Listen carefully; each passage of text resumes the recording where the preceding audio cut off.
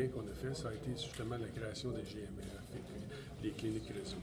Donc ça, on sait qu'une partie des gains vient de là. Nous, on dit qu'il faut intensifier ça encore plus, augmenter les heures de travail, les soirs, les fins de semaine, augmenter les cliniques réseau, les GMF.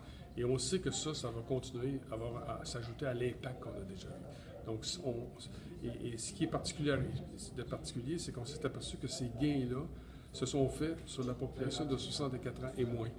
Et que la population de plus âgée n'a pas bénéficié des gains qui sont arrivés par la mise en place de GMF et puis de cliniques réseau. À tout le moins, ce qu'on a observé, c'est qu'il y a peut-être eu un gain où on en aurait eu plus, mais on sait que finalement, cette population a continué à visiter l'urgence de façon importante.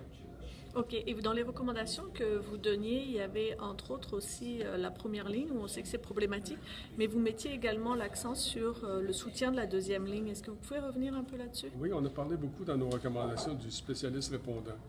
La santé mentale l'a mis en place, donc on se disait que si un médecin de première ligne pouvait avoir un soutien par un spécialiste répondant, demander des conseils à l'intérieur d'un diagnostic, d'une piste de solution ou de tests à faire, de pouvoir accéder rapidement à un spécialiste répondant pour garder le patient en première ligne, puis l'éviter de prendre un mois pour aller en rendez-vous, etc.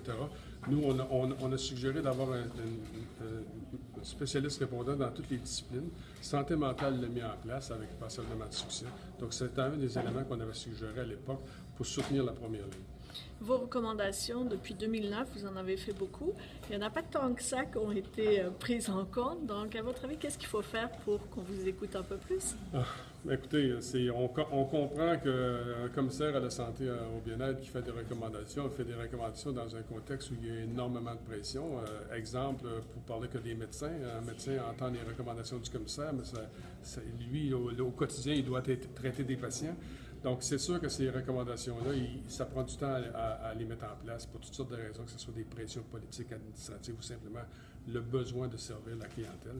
Mais on est très confiant qu'un jour, ils vont être mis en place et on aura une amélioration de la performance du système de santé. Tout à l'heure, dans les chiffres que vous donniez sur la rémunération à l'acte, vous disiez qu'il y avait encore énormément de médecins au Québec qui étaient payés à l'acte. Il y en a moins qu'il y en a déjà eu, oui. Il y en a moins. Moi, souvent, quand j'interviewe les médecins, ils me parlent surtout de la rémunération mixte. Donc, c'est quoi la réalité réellement? En fait, c'est ça. Mais c'est un peu ça qu'on veut. On entend, nous aussi, le même langage, mais la réalité, c'est que certaines personnes nous disent que c'est pas réellement de la rémunération mixte. On ne sait pas et on n'a pas voulu s'aventurer sur ça, sauf de dire qu'il fallait le revoir.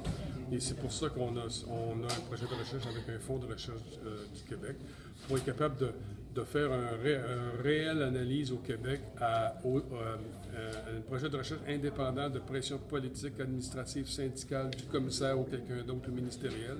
Et c'est pour ça qu'on a passé à travers le Fonds de recherche du Québec pour faire notre projet de recherche, pour que les bénéfices des recommandations qu'on va avoir, on va pouvoir les partager avec la profession et tout le monde.